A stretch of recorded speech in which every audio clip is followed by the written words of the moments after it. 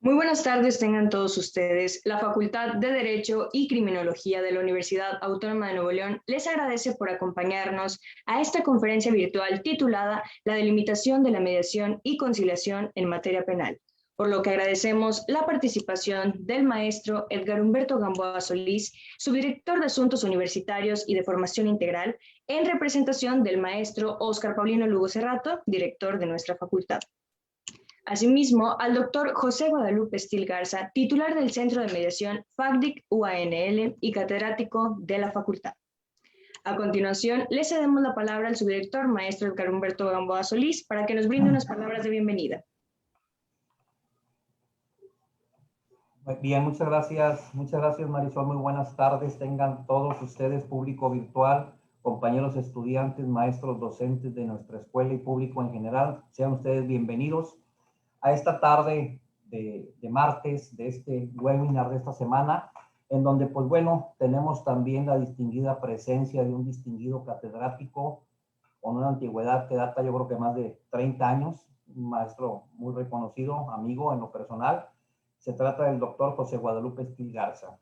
El doctor Guadalupe Estil Garza, pues aparte de tener la titularidad del Centro de Mediación de aquí de nuestra facultad, pues distinguido catedrático en las licenciaturas, en posgrado, en lo que es maestrías y doctorados. Bienvenido, doctor Estil Garza, a nombre del señor director y de un servidor, le damos la más cordial bienvenida esta tarde. Gracias por ese apoyo, por ese espacio que nos brindan esta tarde, pues para todos nosotros escuchar una interesante charla que es en relación a lo que es la delimitación de la mediación y conciliación en materia penal, que yo considero que es un tema muy importante, además también como han sido todos los demás webinars que hemos tenido durante el curso de todo esto aquí en nuestra facultad.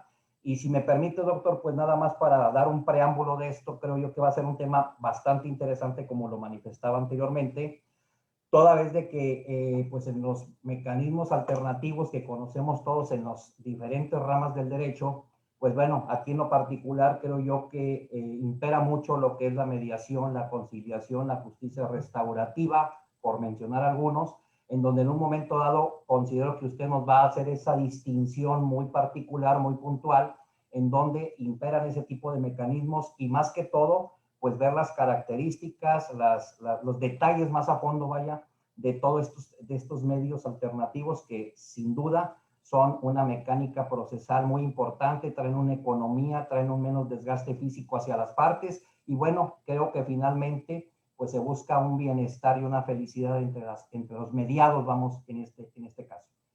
Sin más preámbulo, yo le regreso el uso de la palabra a la compañera Marisol para que nos dé a conocer una breve semblanza de la trayectoria tanto profesional como académica de nuestro buen amigo el doctor Estil Garza. Nuevamente, doctor, muchas gracias, bienvenido. Adelante, Marisol. Gracias a todos, buenas tardes. Efectivamente, maestro, muchísimas gracias. Es ahora que me permito leer la semblanza del doctor José Guadalupe Estil Garza, quien es profesor de tiempo completo y perfil PRODEP en la Facultad de Derecho y Criminología de la Universidad Autónoma de Nuevo León, evaluador de facilitadores del Instituto de Mecanismos Alternativos para la Solución de Controversias del Consejo de la Judicatura del Poder Judicial del Estado de Nuevo León, evaluador de facilitadores de la Fiscalía General de Justicia en el Estado de Nuevo León, miembro del claustro académico del Instituto de Formación Profesional de la Fiscalía General de Justicia en el Estado de Nuevo León, doctor en Intervención Social y Mediación en la Universidad de Murcia, España, con distinción cum laude, maestría en Ciencias con especialidad en Métodos Alternos de Solución de Controversias por la Facultad de Derecho y Criminología de la Universidad Autónoma de Nuevo León, obteniendo mención honorífica. Autor y coautor en las siguientes obras de diversas obras relacionadas con la mediación y solución de controversias. Todo esto, entre otros grandes logros, y antes de cederle el uso de la palabra a nuestro querido expositor, invitamos a quienes nos visualizan a realizar alguna pregunta sobre el tema, si es que así lo desean. Es ahora que le cedemos la palabra para que dé inicio con su conferencia. Adelante, doctor José Guadalupe Estil Garza. Muchas gracias, Marisol, por la presentación. Y pues uno de los valores del ser humano es la gratitud. Y la gratitud con la Facultad de Derecho y Criminología de la máxima casa de estudios, el poder darnos estos espacios a los maestros, esta ventana virtual, esta ventana del saber, y agradecido con nuestro director, el maestro Oscar Lugo Cerrato, por estas ideas innovadoras, y obviamente a nuestro subdirector de Asuntos Universitarios, el maestro y mi amigo Edgar Gamboa, por esta oportunidad que nos dan para poder dirigirnos a la población universitaria y a todos aquellos interesados en estos temas de actualidad.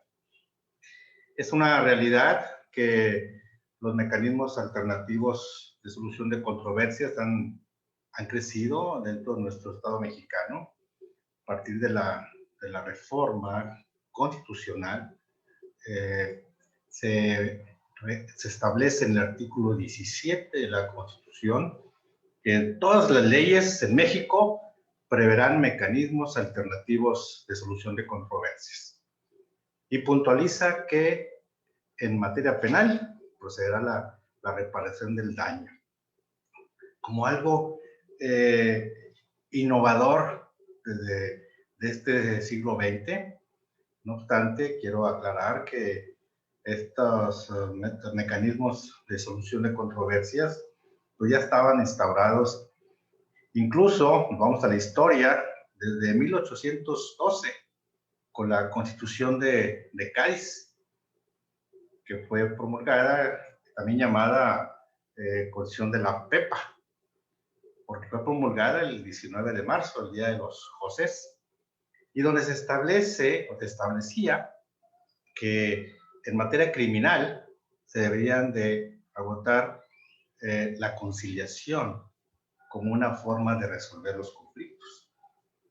Y luego después, posteriormente, con el México independiente, en 1824 se reproducen esos conceptos de la conciliación específicamente en materia criminal, como un requisito de procedibilidad antes de entrar a la causa criminal. Y dentro de ese contexto hay algunas formas que establece la propia Constitución de ese tiempo, donde dice que deberá ser administrada por hombres buenos. Los hombres buenos, honestos, virtuosos, que tengan destilen esa confianza frente a los justiciables. Cada quien tendrá el enfoque de hombres buenos, pero en principio alguien, una persona con ética, con moral, con buen prestigio, un hombre probo. Y en ese contexto, como que se establecía que darle esa seriedad, ese protocolo importante a estas formas autocompositivas de resolver los conflictos. Y luego, posteriormente, a través de la evolución en esta línea del tiempo, posteriormente en las próximas constituciones desaparecen los mecanismos alternativos, incluso en la de 1917. Y hay leyes sustantivas que hablaban de los mecanismos alternativos, la ley del trabajo en los años 30 y posteriormente las autoridades administrativas. Pero no se establecía explícitamente en la propia Constitución. Y no es que hasta, como lo comenté en la reforma constitucional, se establece esta forma autocompositiva de solucionar los conflictos.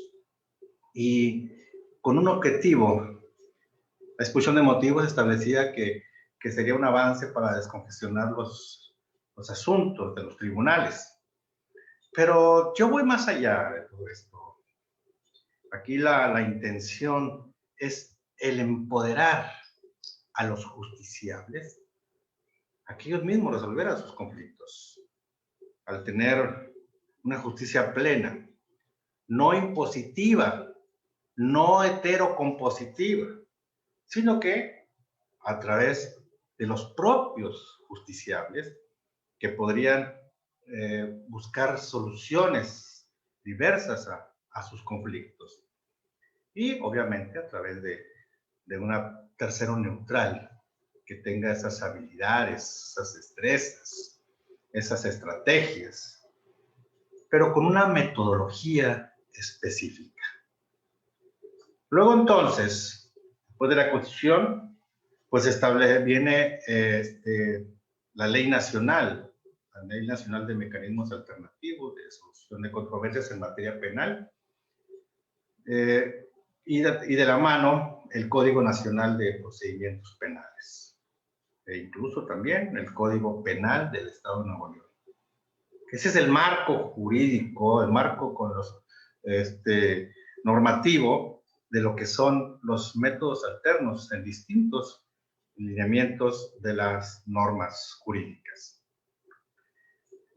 Los mecanismos alternativos de solución de controversias en materia penal tienen como finalidad propiciar a través del diálogo la solución de las controversias que surjan entre miembros de la sociedad con motivo de una denuncia o una querella referidos por un hecho delictivo, mediante procedimientos basados en la oralidad, la economía procesal y la confidencialidad.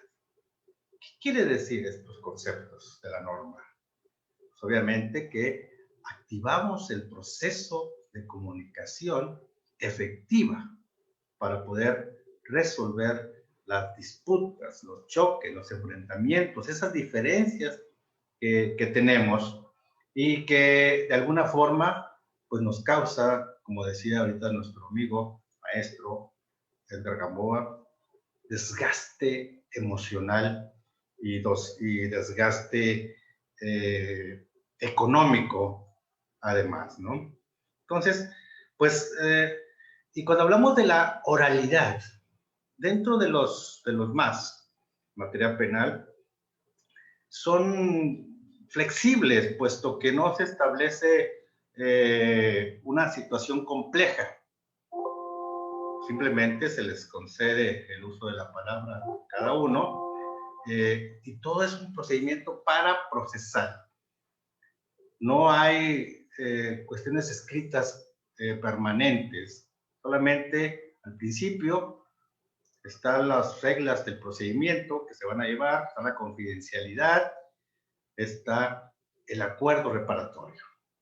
Son dos documentos básicos, pero todo es a través de la oralidad, de lo que los justiciables, llamados intervinientes, se sienten ellos lo que les está pasando y que buscan una solución a su conflicto. Y luego también pues tenemos lo que es la economía procesal, a través sin ningún obstáculo del proceso, como lo comentaba, términos o condiciones para llevar este procedimiento. Simplemente es como quieran los intervinientes resolver el conflicto.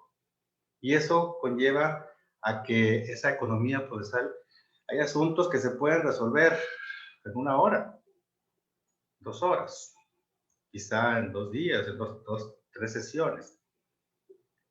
Diferente a un sistema judicial en el que puede transcurrir meses y por qué no, a veces hasta años en resolver un conflicto.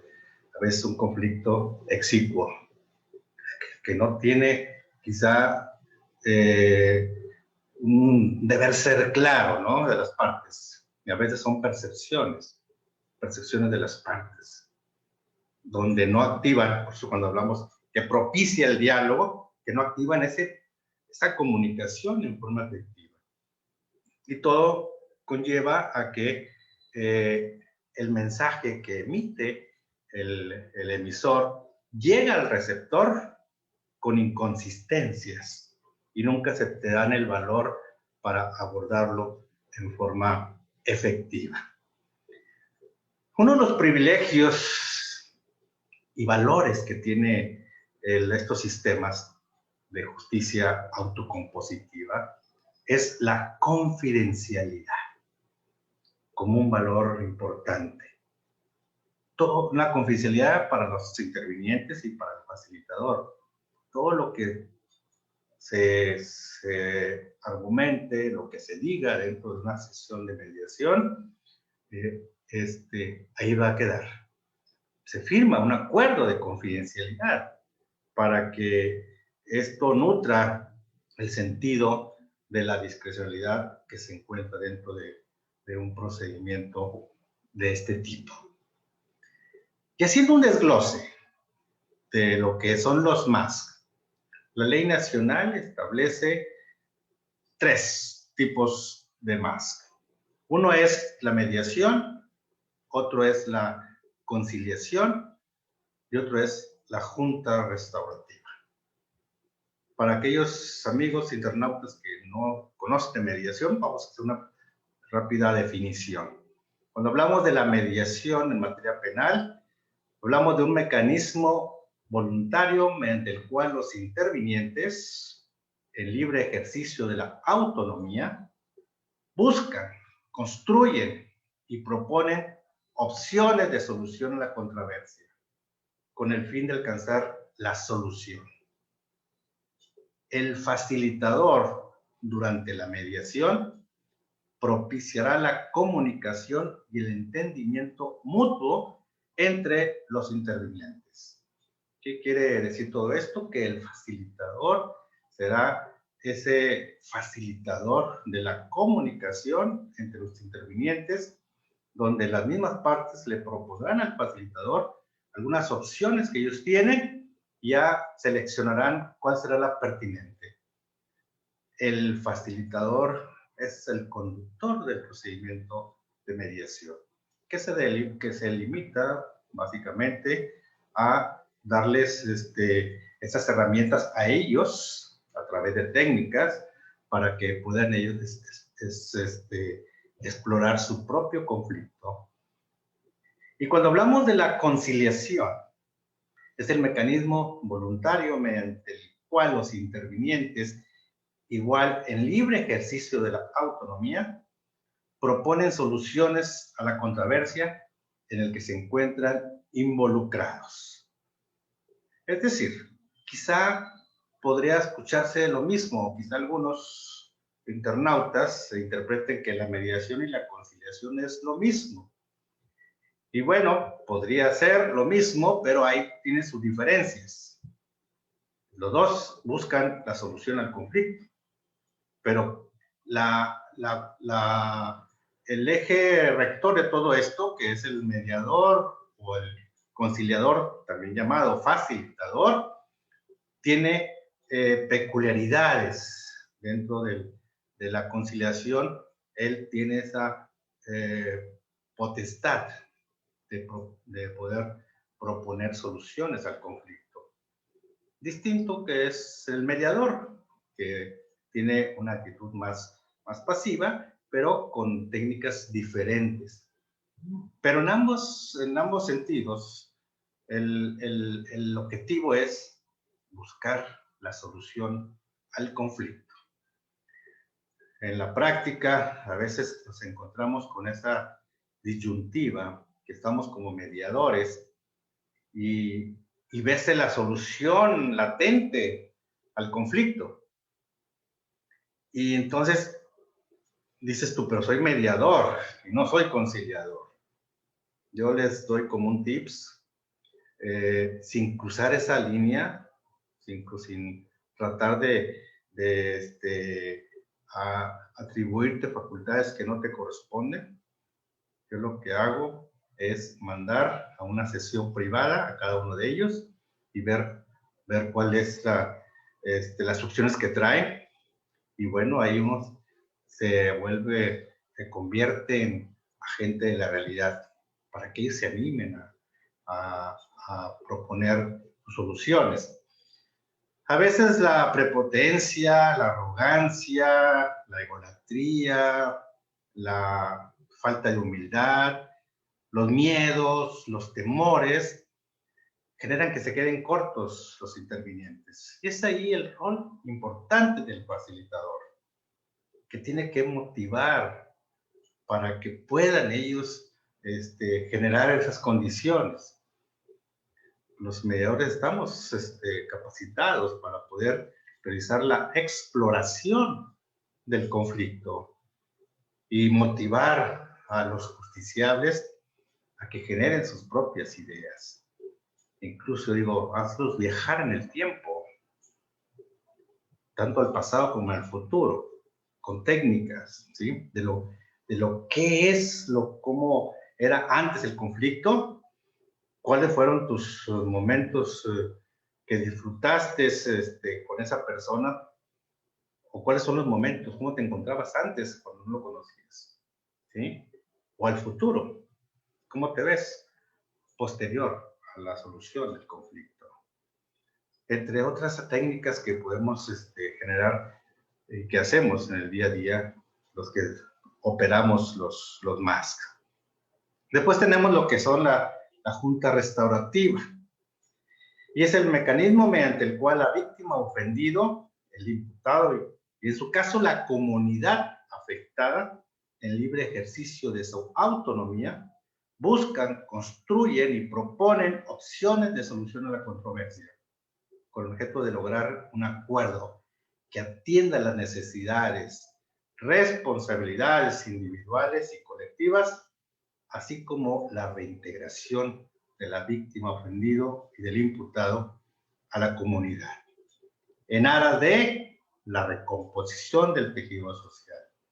Lo que diferencia la junta restaurativa de la mediación y la conciliación es que en reiterados casos, además de la participación de la víctima ofendido y el imputado en su caso, participa la comunidad, que también se encuentra afectado por la comisión del delito o tiene una injerencia, ya sea directa o indirecta, y ellos fortalecen en un momento dado, motivan que ese acto que en perjuicio de esa comunidad, pues trate de construirse. A veces nosotros, alguna sociedad señala cuando hay un conflicto entre dos personas y dicen, ese conflicto es de ellos, que ellos lo resuelvan. No pueden, no saben cómo hacerlo. Les ganan las emociones que ellos te están generando en ese momento. Requiere de más participantes. Así como cuando a ese conflicto sufren la familia, sufre los papás, los hijos, los hermanos, los tíos, cuando alguien de la familia está conflictuado. Y entra a veces el apoyo moral, que es bien importante, los consejos de las personas con más experiencia. Y a veces se hacen también, hay modelos de justicia restaurativa como los círculos restaurativos, donde todos participan y todos hablan, y todos tienen algo que aportar, preocupados por lo que está sucediendo en la comunidad. Y no dejamos tampoco escapar otro mecanismo alternativo, que aunque no lo establece la ley, siempre está implícito, que es la negociación. La negociación como una forma de resolver los conflictos, donde prevalece la técnica de comunicación para buscar opciones y resolver los conflictos. Es muy importante que ahora con estos innovadores mecanismos de solución de controversias en este siglo, en materia penal, el lenguaje ha cambiado y tenemos que estar ad hoc a este nuevo forma de expresarse los mecanismos alternativos. Lo que en el sistema judicial se llaman las partes en conflicto, acá se les llaman los intervinientes. El que era el denunciante, ahora se llama el solicitante. Y lo que era el denunciado, ahora se llama el requerido. Y son conceptos que tenemos que tener muy, muy claro para que desde el momento que como tú como operador del derecho, estés actualizado de este nuevo lenguaje para que al momento de estar en un contexto de más, sepa el facilitador o las personas que están en tu propio cliente, incluso para poder cobrar, que tú conoces, que tienes la información, porque yo lo he dicho en reiteradas ocasiones, el rol del abogado ha cambiado. El rol y la forma de trabajar del abogado postulante ha cambiado. Entonces, a veces nos quedamos con lo tradicional y no utilizamos los conceptos cuando vamos a abordar un mecanismo alternativo. A las audiencias, que el sistema judicial así se les denomina, en mecanismos alternos hablamos de sesiones de mediación y hablamos también del facilitador, que equivale a, que es como un adjetivo al mediador o al conciliador. O sea, son los nuevos lenguaje que debemos estar ad hoc para nosotros. Es parte de la actualización que hacemos. Y bueno, y esta oportunidad que tenemos, este webinar, de que los abogados consolidados conozcan de esta forma diferente. A veces detecto que hay resistencia. A veces he escuchado que dicen, no, es que la mediación y la conciliación es para tratar asuntos de menor cuantía, de poca monta. E incluso han dicho algunos, es que es para chismes de vecindad. Y bueno, ahí demuestran la total ausencia del conocimiento de esta forma diferente de resolver los conflictos. En el derecho internacional de los países desarrollados, lo que prevalece es la mediación, la conciliación y el arbitraje para resolver cualquier conflicto de carácter civil o mercantil. ¿Y por qué no los asuntos de carácter penal?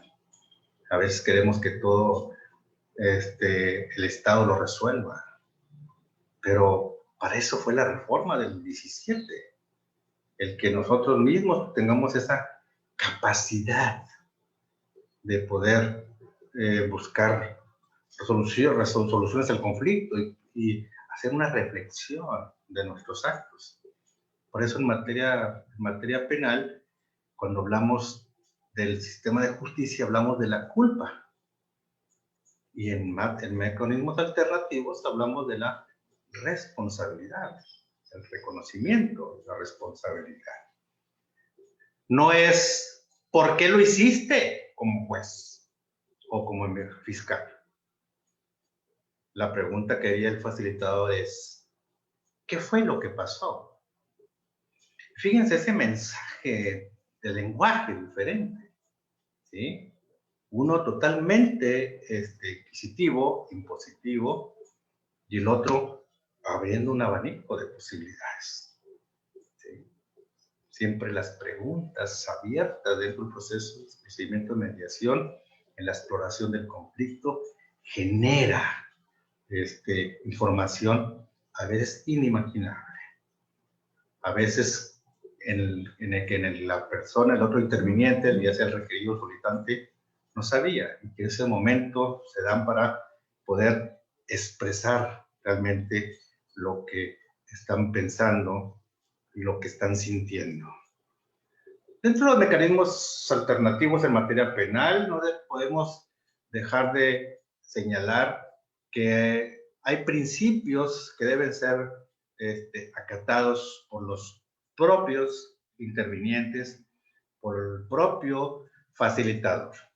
Y cuando hablamos de los principios, hablamos de la voluntariedad para someter sus diferencias a mecanismos alternos. Esa autodeterminación de poder accesar, porque tú así lo quieres, a la solución del conflicto.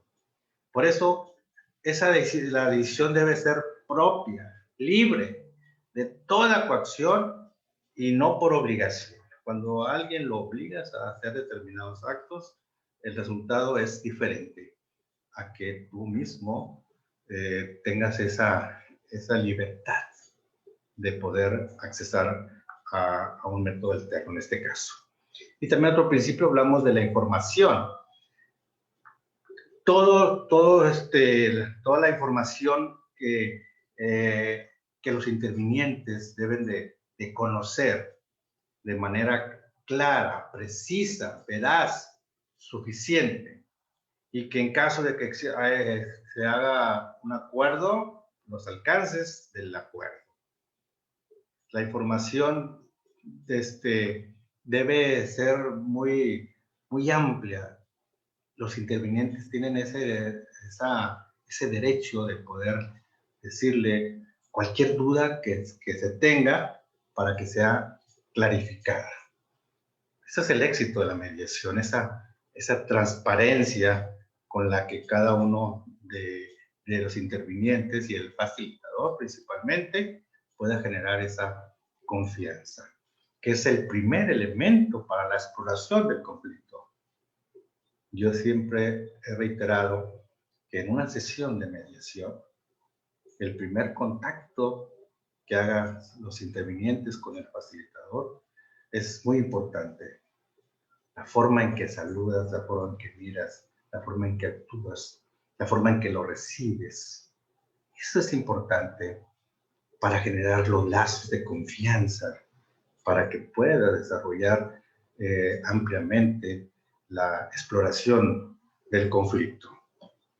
Otro punto importante que comentamos es la flexibilidad y la simplicidad como algo, como comentabas ahorita, algo para procesar, algo simple. El procedimiento debe ser muy digerible, sin tanto protocolo en el procedimiento, que por eso le comentaba, carecerán de toda forma escrita y se propiciará un entorno idóneo para que los intervinientes puedan manifestarse. Además de la imparcialidad, de la neutralidad, de la equidad como el equilibrio, la proporción entre los participantes en busca del mejor acuerdo para ellos. Pero sobre todo la honestidad como un principio importante que establece la Ley Nacional de Mecanismos Alternos, en el que ambos intervinientes y propio facilitador se conducirán con apego a la ética, a la moral, pero sobre todo el apego a la verdad. Y esto es importante. Cuando tú le estás en una sesión de mediación y tú como facilitador le expresas a los participantes que esto se va a manejar con honestidad y que tú eres honesto y que eres transparente, eso cambia el pensamiento de las personas frente al mediador, el conciliador, el facilitador. Y la forma en que lo expresas también es interesante, ¿sí? También es muy directa cuando tú les comentas que la honestidad como un valor importante para ellos. Y la honestidad también alude a la reciprocidad entre ellos, en el que también ellos tendrán que ser honestos en todo este procedimiento para que sería el único objetivo principal para que esto pudiera resolver. La mediación y la conciliación podrán ser aplicados desde el inicio del procedimiento penal hasta antes de que se dicte el auto de apertura a juicio o antes de que se formulen las conclusiones. Es la delimitación en que hay. Si bien es cierto que hemos dicho que las etapas procesales son preprocesales, interprocesales, extraprocesales y postprocesales, en materia penal hay una delimitación que establece solamente ante jueces de control y dentro de la carpeta de investigación. Desde el inicio hasta ese momento, como así lo es establecido, ¿no? Y obviamente hay derechos y obligaciones de los intervinientes dentro de la sesión de mediación. Uno, derechos de los intervinientes, es lo que hemos comentado, recibir toda la información en relación a los más y sus alcances, como un derecho que establece la propia regulación. Otra es que en cualquier momento, cuando no estés a gusto con el facilitador, puedas cambiarlo. Cuando sientas que, no sé, no hay esa conexión con él, o que simplemente está violentando uno de los principios rectores, como son la imparcialidad o la neutralidad. Hoy otro de los derechos es recibir un servicio con acorde a los principios generales de la norma, con esa cortesía, además de que ellos se sientan tranquilos, que no estén sujetos a alteraciones, o que lo estés coaccionando para tomar una determinación.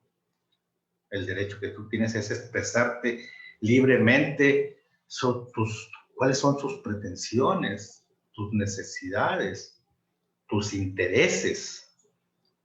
Y otro derecho es que si tú no te sientes a gusto, es decir, estás por concluida tu participación, simplemente te levantas, agradeces si quieres agradecerle al facilitador tus atenciones y pues te puedes retirar en cualquier momento que vaya en contra de tus intereses, salvo cuando haya ya suscrito un acuerdo.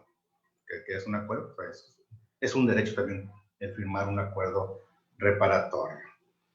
Otro derecho que tienes como participante es solicitar la intervención de auxiliares o expertos, peritos, en cualquier de asunto específico y que se requiera.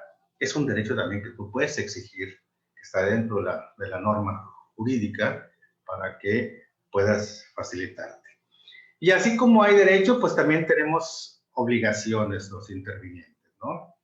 Obviamente, acatar los principios rectores de los más, las reglas de disciplina, las reglas de conducta, conducirse con respeto, observar buen comportamiento dentro de las sesiones, cumplir con los acuerdos que se lleguen con resultado de la aplicación del método alterno, asistir a cada una de las sesiones personalmente o por conducto de sus representantes o apoderados legales. Esa es parte de entre otros, de algunos derechos y obligaciones. Pero ¿cómo se administra la mediación y la conciliación en el contexto penal? Pues es muy sencillo. Tú lo solicitas, ya puede ser de manera verbal o escrita. Cuando se trate de personas físicas, son actos personalísimos. Y en el caso de personas morales, pues también será por conducto del apoderado legal que tú tienes, donde le vas a otorgar los datos generales del solicitante, la persona que está denunciando o querellando, y así como los nombres y datos de localización de las personas que han de ser invitadas a la sesión. Y es muy sencilla, no es compleja, por eso hablamos de ese nuevo lenguaje. No hablamos de una cédula citatoria con un requerimiento de apercibimiento, de fuerza pública. No, en mediación la llamamos invitación, una forma, concepto de cordialidad para animarte. Y la descripción del documento también es muy sencillo, en el que se te dice que te están convocando a una sesión de mediación para resolver una controversia que tienes con tal persona en forma pacífica. Es algo muy sencillo y que en el cual además genera esa falta de coacción, pues genera tranquilidad a la persona. A veces en la práctica nos encontramos con algunos operadores que cuando llega una invitación, porque me lo han dicho, que dicen, no, pues no vayas, no pasa nada, o sea, no tiene relevancia. Es una mediación nada más. Equivocados están, porque el animar a tu cliente a una sesión de mediación habla de que es un abogado actualizado, un abogado moderno, un abogado que te va a animar a resolver tu conflicto de forma más rápida y eficaz. Los abogados que todavía están en el siglo XX, que dicen, espérate a la segunda y la tercera y no pasa nada, hombre, ahí puedes sacar un amparo. A veces se complican, es lo que yo le llamo los detractores de la mediación penal, porque en lugar de enaltecer esta forma autocompositiva de buscar soluciones en forma sumaria, pues a veces la retardan, y le queremos echar la culpa a las autoridades de que son lentas, pero a veces el que provoca esa tardanza, esa torpidez en un procedimiento son los propios operadores del derecho, y a veces se escudan en el Estado para poder no adjudicar su responsabilidad. Por eso cuando hablaba del rol del abogado es diferente actualmente. ¿Qué quiere la ciudadanía? Pues quiere procedimientos rápidos, ágiles, que se resuelvan de inmediato. Y he tenido también muchos colegas abogados que impulsan y motivan la mediación y la conciliación. Y además, el cobro de honorarios también es, quizá no con la cantidad que tú quisieras, o puede ser con la cantidad que tú deseas, pero en poco tiempo. Yo siempre les digo a los compañeros, gánate 10, 20 mil pesos en una sesión de mediación como abogado. Como abogado, mediador o conciliador.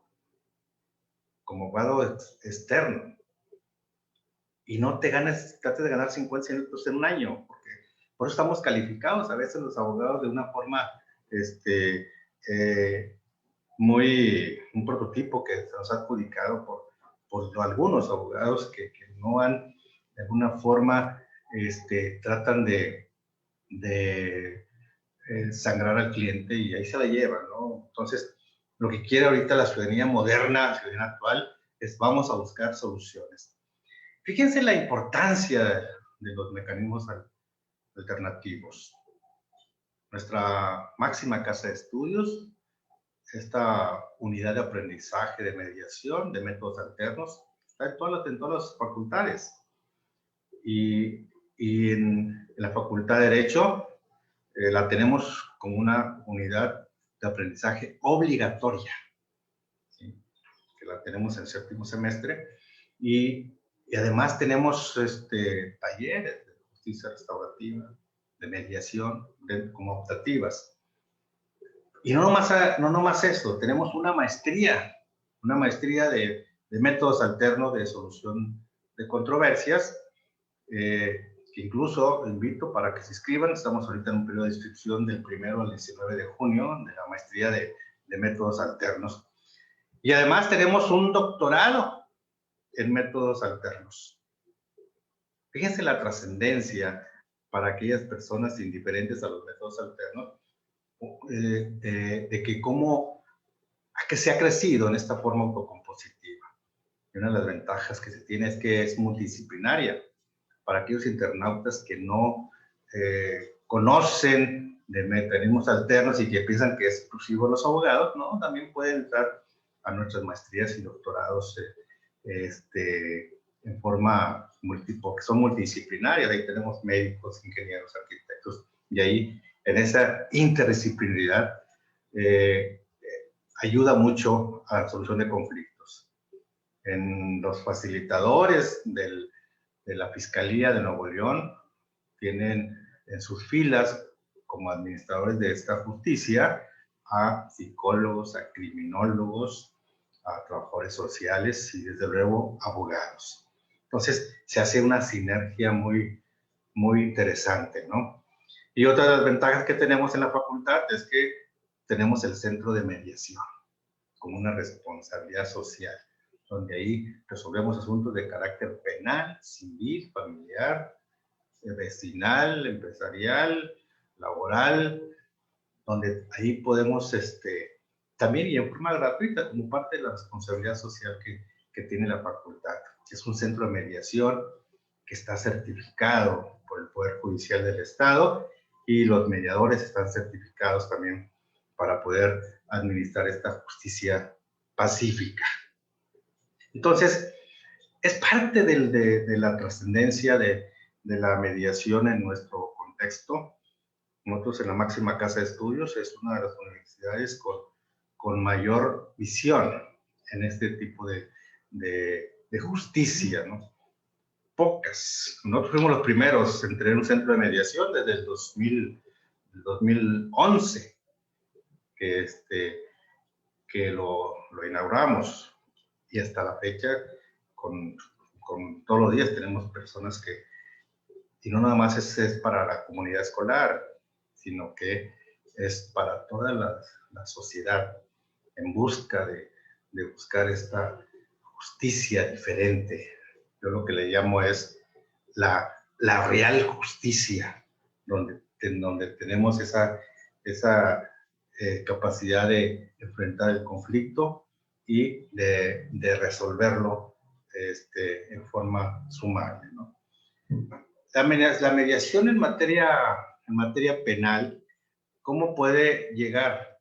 Puede llevar a través de, aquí en Nuevo León, llega, presenta la denuncia o la querella, te la recibe el AMPO, el agente ministro público orientador, evalúa la susceptibilidad de la mediación o la conciliación y lo turna ante la Dirección de Justicia Alternativa en materia penal, a través de un facilitador que lo recibe y llegan a cabo lo que le llamamos la premediación o sesiones preliminares para evaluar el conflicto y ver la susceptibilidad de activar todo el procedimiento para procesal interno. Posteriormente, dentro de lo que una vez agotada esta instancia, se requiere a la otra persona, al requerido, y también se hace lo mismo, se hace una premediación también individual y ver las condiciones para que podamos activar una sesión conjunta. Ya que ambas partes quieran someter sus diferencias a mediación, entonces ya vemos la sesión conjunta. Y es increíble cómo se cambian vidas, cómo se cambian destinos cuando tienes la oportunidad de enfrentar el conflicto, ese valor. Yo siempre he dicho que la mediación son actos de buena fe, de que quiera resolver el conflicto. Hay gente que está enojada y no quiere activar un proceso judicial, quiere verlo en la cárcel. Pero ya cuando se enfría, ya cuando está tranquilo, o que alguien, o un abogado mediador o conciliador le dice, esta es la mejor opción, no te desgastes tanto emocionalmente. No duerme la gente cuando está conflictuada. Y no duermen la gente que él quiere tampoco, preocupados por él. Entonces, son las opciones que se tienen. Y bueno, lo ideal es cuando se llega al acuerdo reparatorio. El acuerdo reparatorio también tiene sus delimitaciones, ¿sí? Dice el artículo 187 del Código Nacional de Procedimientos Penales que los acuerdos reparatorios procederán en los siguientes casos: en aquellos delitos que se persigan por querella, o requisito equivalente de parte ofendida, que admitan el perdón de la víctima o ofendido, en los delitos culposos, delitos patrimoniales cometidos sin violencia sobre las personas. Fíjense lo interesante de la norma, cómo incluyó una emoción, que es el perdón del ofendido. El perdón del ofendido te lleva a la extinción de la acción penal. Hemos tenido muchos casos donde cuando ya tienen el valor de atender el conflicto y a veces las pretensiones eran meterlo a la cárcel y que esté cumpliendo una condena en mediación, cuando ya logran conectarse y saber cuáles son realmente sus necesidades y sus intereses. Y se desactiva esa emoción y en muchos casos con una disculpa, con un perdón es suficiente. Los delitos que se piden por querella, por ejemplo, ¿cuáles son? Pues hay un catálogo de delitos que son susceptibles de mediación, ¿sí?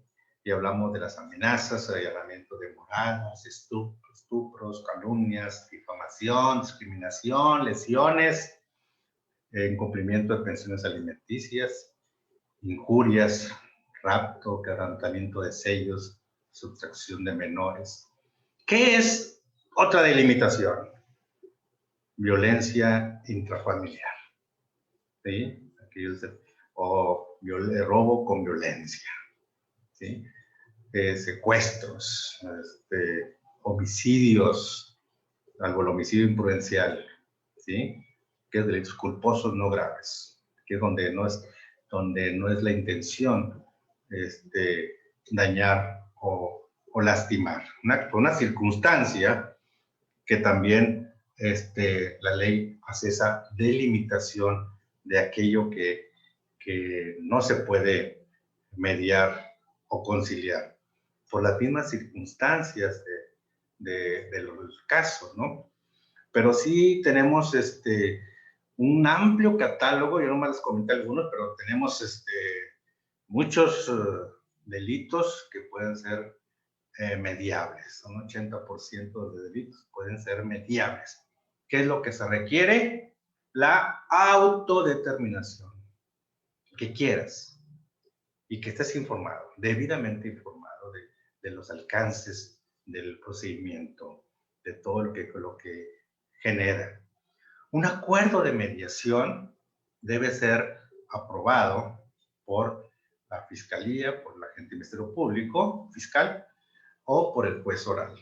¿Y con qué objeto? De que las cláusulas que se establezcan dentro del acuerdo reparatorio que no estén desproporcionadas, que no estén desequilibradas, ¿sí? Que estén dentro de un equilibrio dentro del acuerdo reparatorio, ¿sí? Entonces, es parte de lo que debe de contener. Y los acuerdos reparatorios pues también deben tener 3 elementos procesales importantes para su eficacia jurídica. Deben tener las obligaciones de dar, de hacer y de no hacer. Con independencia de las cuestiones de forma, del nombre de las personas, de que se identifiquen correctamente, la descripción o el antecedente del conflicto y dentro del proceso que no se puedan firmar o las huellas dactilares de la persona, ¿no? Puede haber acuerdos de 2 tipos, acuerdos parciales o acuerdos definitivos. El acuerdo parcial es aquellos en el que exista acuerdos de tracto sucesivo, aquellos donde se darán cumplimiento por el simple transcurso del tiempo. Y los acuerdos definitivos. Incluso cuando estás privado de tu libertad por flagrancia o que tengas alguna medida cautelar, también se suspenden en ese momento, se les da el acceso por parte del fiscal para someter a mediación o a conciliación. Pero son parte de esas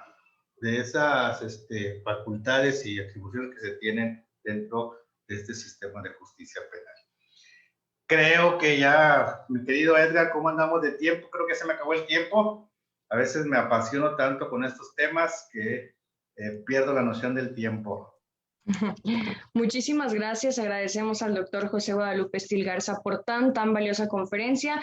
No tenemos ninguna pregunta por parte de la comunidad jurídica. En los comentarios solo lo felicitan por tan excelente conferencia. De esta manera le cedemos la palabra al maestro Edgar Humberto Gamboa Solís para que le dirija un mensaje y dé lectura a su respectivo reconocimiento. Muchas gracias, Marisol. Muchas gracias de nueva cuenta, muy amable Marisol. Y pues bueno, antes de proceder a dar lectura íntegra al merecido reconocimiento virtual que en esta ocasión me corresponde otorgarle al doctor José Guadalupe Estil Garza, primeramente, doctor, de nueva cuenta, pues quiero felicitarlo por tan excelente y brillante explicación que nos da, digo, muy apegada y de fondo a lo que es los métodos o los mecanismos alternativos de solución de controversias, en donde bien usted puntualizó de manera muy clara, muy contundente, pues primeramente en donde impera en la reforma constitucional en el artículo 17, en donde efectivamente pues ya implica en todos los procesos judiciales los mecanismos alternativos.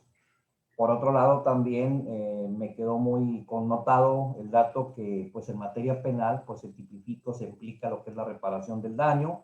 Habló usted de la Constitución de Cádiz de 1817, en donde de aquella época, bien usted también lo comentó, doctor, pues ya implicaba o ya aparecía ahí esos famosos mecanismos o métodos de solución de controversias.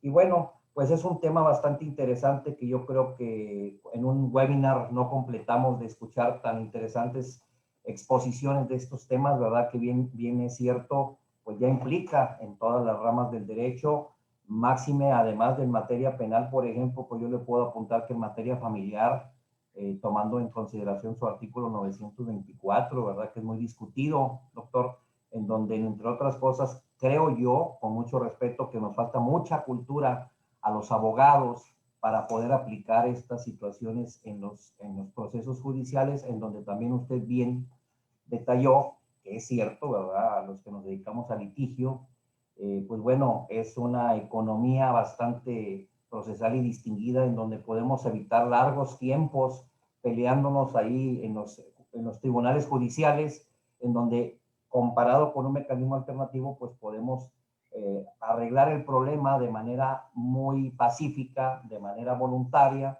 en donde también usted bien apuntó que a través de esos facilitadores, que son personas muy especializadas, son personas muy preparadas, donde tienen como esos principios rectores que son la transparencia, la flexibilidad, la imparcialidad, la honestidad. ¿Para qué? Para poder que esos mediados puedan entrar en esa confianza y puedan aterrizar ese conflicto en la mayor parte de buscar ese bienestar social. Y pues bueno, hay muchas cosas que platicar en este tema, doctor Estil, en donde indudablemente pues un servidor lo volverá a invitar a estas conferencias y pues yo lo felicito de nueva cuenta por tan brillante exposición que usted nos otorgó en esta ocasión. Mis más sinceras felicitaciones, doctor, a nombre del señor director y de un servidor. Sin más preámbulo, procederé con el apoyo del público virtual, de la compañera Marisol y de un servidor, a dar lectura íntegra a su merecido reconocimiento virtual, el cual a la letra dice, doctor: la Facultad de Derecho y Criminología de la Universidad Autónoma de Nuevo León otorga el presente reconocimiento al doctor y distinguido catedrático de nuestra facultad, José Guadalupe Estil Garza, por su participación en su brillante ponencia en los webinars que periódicamente celebra nuestra facultad, con el tema de la delimitación de la mediación y conciliación en materia penal. Alere Flaman Veritatis, Ciudad Universitaria, mayo de 2021, firma nuestro señor director, el maestro Óscar Lugo Serrato. A nombre del señor director y de un servidor y de la Facultad de Derecho, doctor Estil, muchísimas gracias por todo su apoyo. Esperamos verlo nuevamente en otro próximo webinar. Muy buenas tardes a todo el público. Muchísimas gracias. Adelante, Marisol. Muchísimas gracias, maestro. Muchas felicidades, doctor. Y bien, la Facultad de Derecho y Criminología les agradece por otorgarnos su valiosa atención y halagarnos con su visualización. Que tengan una excelente noche.